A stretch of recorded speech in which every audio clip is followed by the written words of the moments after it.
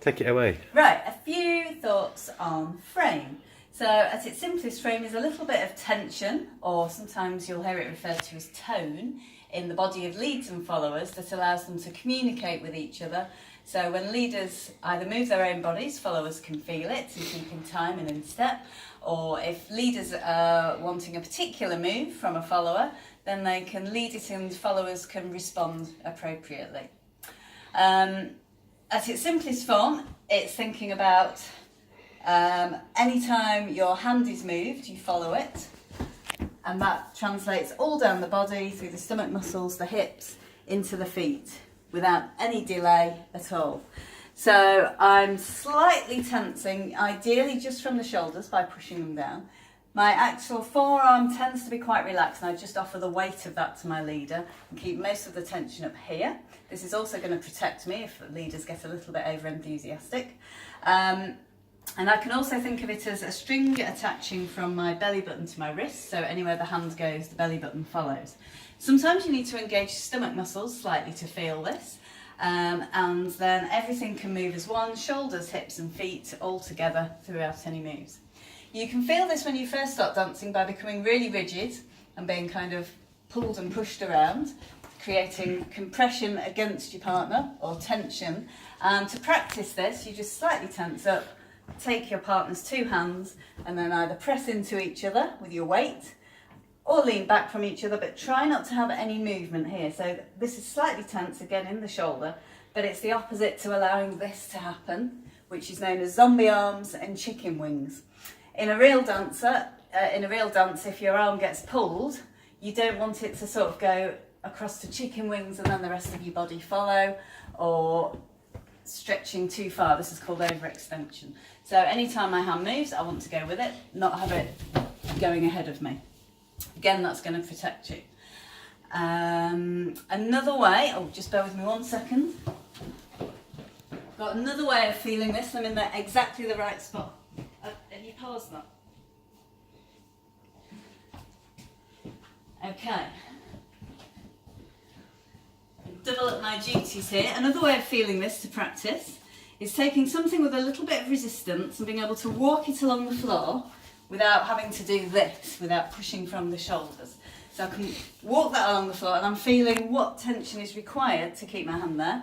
Again, if you can put a weight on it or gently pull it along without this happening, that's another good way. So this is one way to feel frame, or you can use a door handle or the back of a heavy chair and again just test, sit away from it, push into it and feel where the tension is in your body to find that frame at high speed with a lot of force or a bit of force.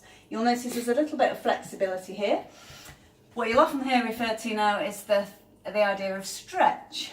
So we tend to stretch into a move. So that's coming to the end of your frame. You'll feel a lovely stretch in the muscles, nothing too, shouldn't be painful of course. And then your leader's going to release that and cause you to do something.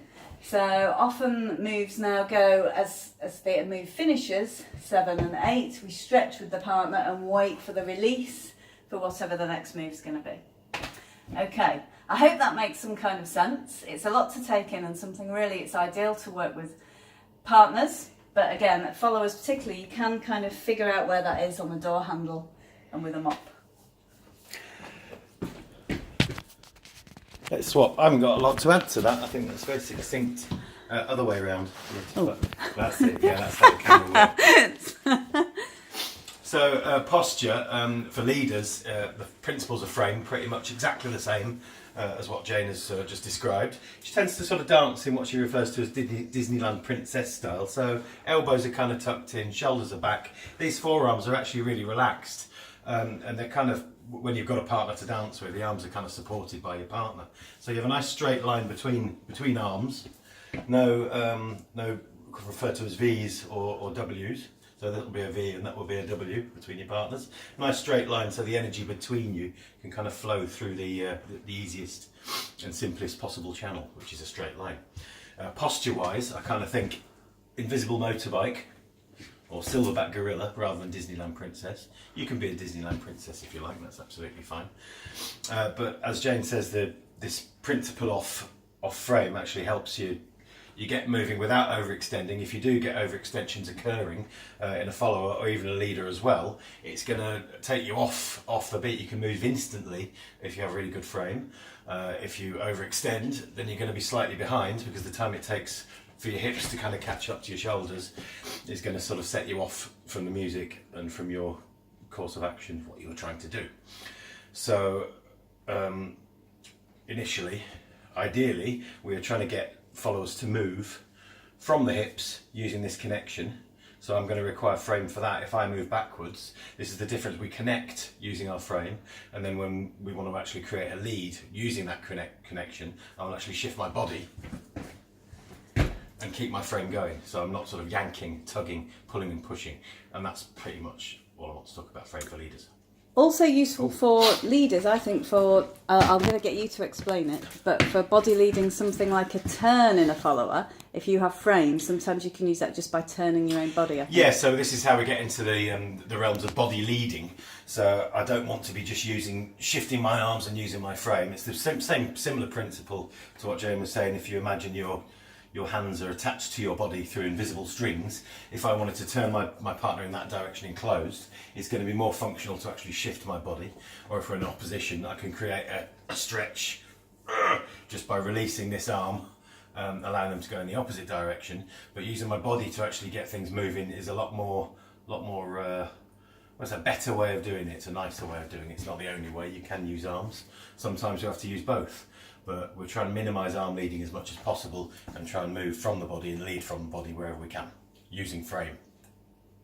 Yay. Hope that helps. Hope that helps.